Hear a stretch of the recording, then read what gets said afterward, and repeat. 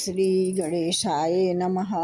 श्री सरस्वते चरण कमलेभ्यो नमः। श्री गुरु चरण कमलेभ्यो नमः। ओम हनुमते नमः। अखंडमंडलाकारं व्याप्तं येन चराचरं तत्पदं दर्शितं येन तस्मै श्री गुरुवे नमः। सकल दुआरे छोड़कर आए तुम्हारे द्वार, पुष्पांजलि अर्पण करूं ग्रहण करो महाराज। जय श्री राम। मांगी नावन के वट आना, कही तुम्हार मरम मैं जाना। चरण कमल रज कहूँ सब कही, मानुष करनी मूरी कछुआ है। परमात्मा राम ने नौका मांगी। वह पर ब्रह्म परमात्मा एक भील से मांगते हैं। प्रभु राम ने नौका मांगते हैं।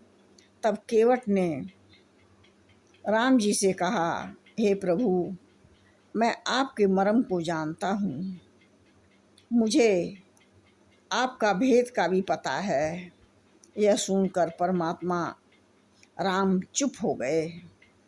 केवट बोला, मैं नाव नहीं दूंगा। उसने नौका देने से इनकार कर दिया। दूसरा राम को कहा, मैं आपका मर्म जानता हूँ। और तीसरा प्रभु राम के चरण का स्पर्श भी नहीं किया। और चौथा छाती तान कर खड़ा था। गुहराज को कुछ कहना चाहिए, पर वे कुछ बोले नहीं। वे इतना कह सकते थे कि राम हमारे मेहमान हैं, उनके साथ ऐसी दलीलें मत कर। तेरी नाव नहीं तो दूसरे की नौका मंगवा लूँगा। पर गुह बिल्कुल चुप क्यों थे? संपूर्ण रामायण में केवल यही प्रसंग है जिसमें एक भील परमात्मा राम जी को ऐसा कहता है कि मैं आपके मर्म को जानता हूँ। ब्रह्मा, विष्णु, महेश जिनके मर्म को जानने में असफल रहे, यह तो दूर की बात है, 24 घंटे राम के लिए अखंड जागरण करने वाले लक्ष्मण जी भी उनका मर्म ठीक से जान न सके।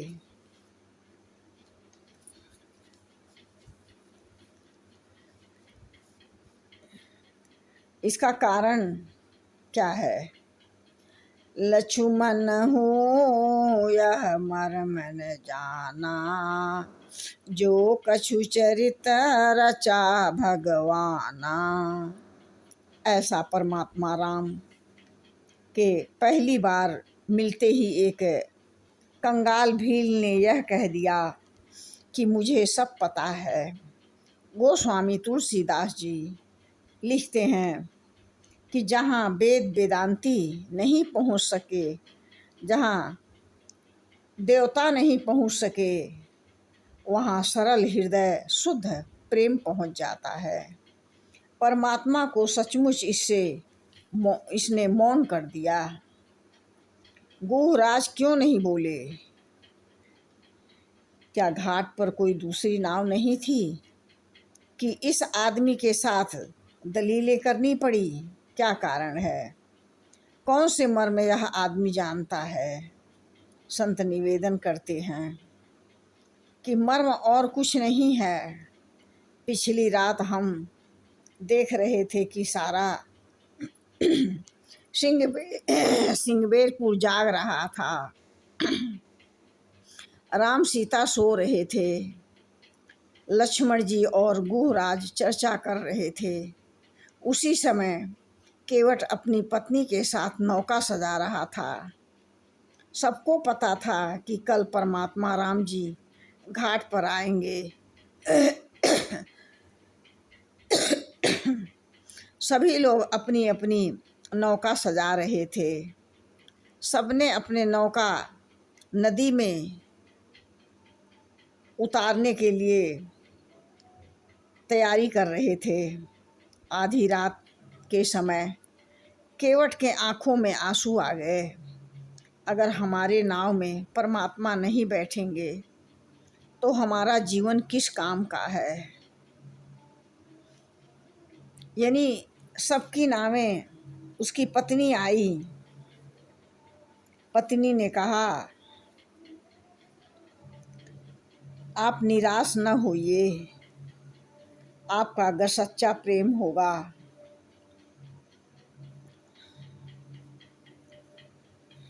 सबकी नावें पड़ी रहेंगी। केवट ने कहा, हमारे नाव में तो कुछ बिछाने के लिए भी नहीं है।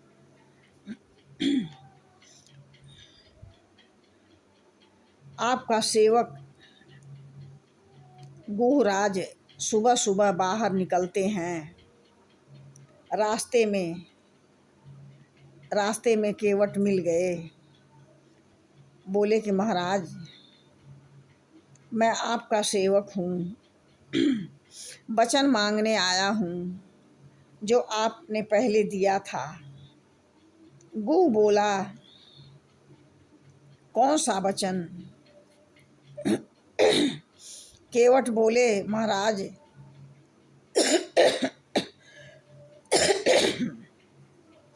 महाराज, जब आप शिकार करने गए थे, आप शिकार न मिला, तब आप लकड़ियाँ काट कर ले आए।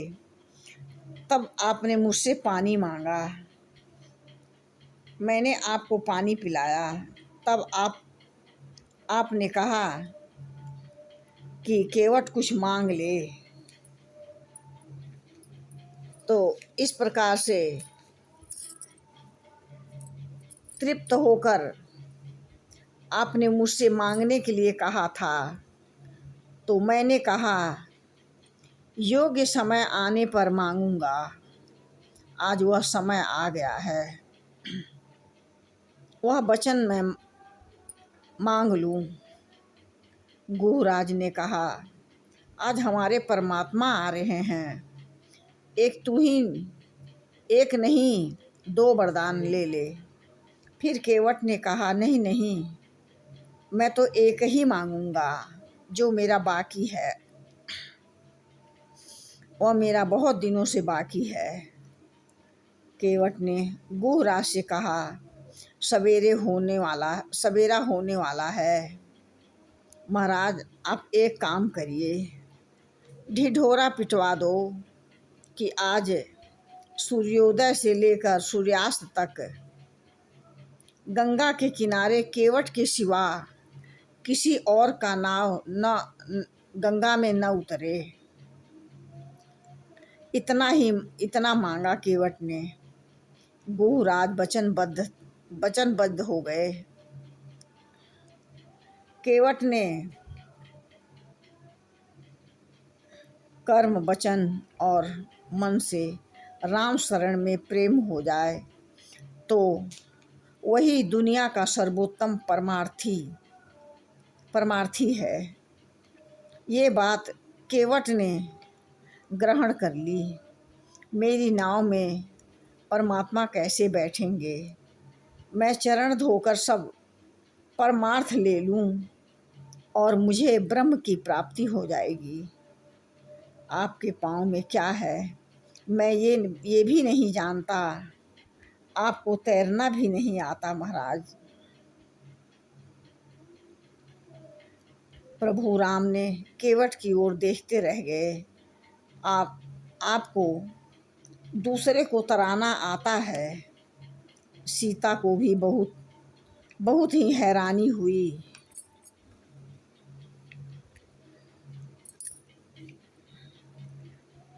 एक दूसरे की तरफ देखने लगे। फिर बोला, छुअत शिला भई नारी सुहाई, पाहन ते काठ न कठिनाई, तरनी मुनि घरनी होई जाई, बाट पर मोही मोरी नाव उड़ाई। जिसके छूते ही पत्थर की शिला सुंदर स्त्री हो गई, मेरी नाव तो काठ की है महाराज, मेरी नाव भी मुनि की स्त्री हो जाएगी और मेरी नाव उड़ जाएगी, मैं लुट जाऊंगा, मेरी रोजी मारी जाएगी महाराज। देव दुर्लभ मानव शरीर मिला है, परमात्मा का परमात्मा अंदर हो, व्यक्ति यह कहे कि मेरे पास कुछ नहीं है, ईश्वर ने इतना सब कुछ दिया है, और ऐसा न बोलें आपके हमारे पास परमात्मा का दिया हुआ बहुत कुछ है, ऐसा नहीं कहना चाहिए। इस प्रकार से फिर केवट ने कहा प्रभु से, यही प्रतिपालूं सब परिवारू, नहीं जानूं कछु और खबारू, जो प्रभु पार अवश्य गा चाहूं, मोहि पद पदुम पखारन कहूँ। हे प्रभु, मैं तो इसी नाव से सारे परिवार का पालन पोषण करता हूँ, दूसरा कोई धंधा नहीं जानता। हे मेरे परमात्मा, हे मेरे प्रभु, यदि तुम अवश्य ही पार जाना चाहते हो तो मुझे पहले अपने चरण कमल पखारने के लिए कह दो। आपके पिता दशरथ जी की सौगंध है, मैं पैसे नहीं लूँगा। लक्ष्मण जी गुस्से में हैं, तरकस निकाल लिए, केवट को मारने बाण खींच लिए। फिर केवट बोला, आपके छोटे भाई का दिमाग तेज लगता है, दूसरी ओर हथियार दिखाते हैं। शेष नारायण के हाथों अगर मेरी मौत हो जाए तो सीताराम के चरणों में मैं प्राण छोड़ दूं तो मेरे कितने सद्भाग्य होंगे महाराज। एक बिंदु मुख में पड़े तो हमारी कई पीढ़ियों का कल्याण हो जाएंगे। आपका भाई मुझे बाण मारें और मेरी मौत हो गई तो मेरी पत्नी और बच्चे रोते रोते आएंगे, फिर तो आपको शमशान यात्रा में उपस्थित होना पड़ेगा, फिर अग्नि संस्कार तक रुकना पड़ेगा। लक्ष्मण जी ने तुरंत अपनी तीर तरकस में वापस रख दिया। फिर हमारा ब्रह्मभोज में भी आपको रुकना पड़ेगा, 10 गात भी करना पड़ेगा महाराज। जिसके जितने का मरने का होता है वह सब आपको करना पड़ेगा महाराज। जितना मरने पर दान पुण्य पूजा पाठ सारे काम आप ही को करना पड़ेगा। मरने के जितनी विधियां हैं वह सब आपको पूरा करके तभी जाना होगा महाराज। अब आप विचार कर लें कि आपको करना क्या है। इस प्रकार से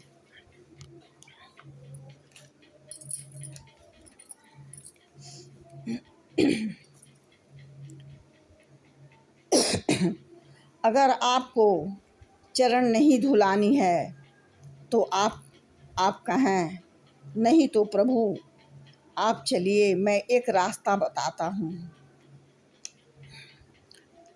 वहाँ पर थोड़ा पानी है, कमर तक पानी है। लक्ष्मण जी को बार बार क्रोध आ रहा है। केवट बोला, आए महाराज, आपको दिखाता हूँ मैं।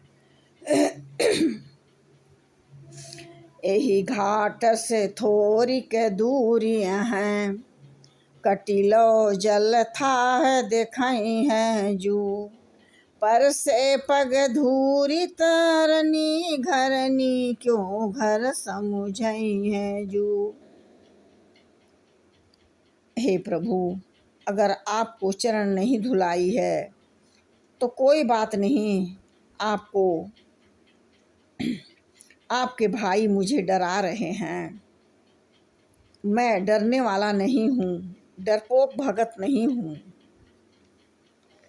दूसरा, आपके भाई का यह होता है कि ये बाणों से कि धनवा से निकल कर जा मिलूं, और केवट मेरे प्राणों से, मगर मुझको नहीं है डर कि मैं मर जाऊंगा। भगवान, मुझे हर्ष है, अंतिम समय तर जाऊंगा। भगवान, कहीं तकदीर ऐसी है कि पासा ठीक पड़ जाए, दर्शन आपका करते पखेरु प्राण उड़ जाएं। मरूंगा किस खता पर पाँव करुणा करके धोता हूँ, यदि इन पद पंकजों पर प्राण तन से खो जाएगा तो केवट तो मर कर भी सदा जग में अमर हो जाएगा। केवट ने पहले जन्म का कछुआ है। परमात्मा के लिए हमारा और आपका आंसू गिरेंगे तो मोती बनकर प्रभु के चरणों में चढ़ जाएंगे। कड़वा कछुआ बहुत रोया। शेषनाग लक्ष्मण जी परमात्मा का चरण छूने नहीं देते। परमात्मा राम ने वचन दिए कि जब हम त्रेता युग में राम बनेंगे तब तुम केवट बन के गंगा के किनारे आ जाना। उस समय तुम चरण धुला करके ही पार उतारना। इस प्रकार से वही कछुआ केवट बन गया और शेषनाग लक्ष्मण जी बनते हैं। आज यहाँ लक्ष्मण जी लक्ष्मण जी की एक भी नहीं चली। उस समय मुझे प्रभु का चरण स्पर्श नहीं करने दिए। करहूँ पुण्य जो तुम ठाने थे, कही तुम्हार मर्म मैं जाना। अब तो चरण देना ही पड़ेगा। आपकी ओर पिता की सौगंध, दशरथ जी की सौगंध है। मुझे पैसा नहीं चाहिए, उतराई भी नहीं चाहिए महाराज। चरण धुलाकर आप पार होना पड़ेगा। जब तक मैं आपका चरण पखार न लूं तब तक मैं आपको नौका में नहीं बैठाऊंगा महाराज।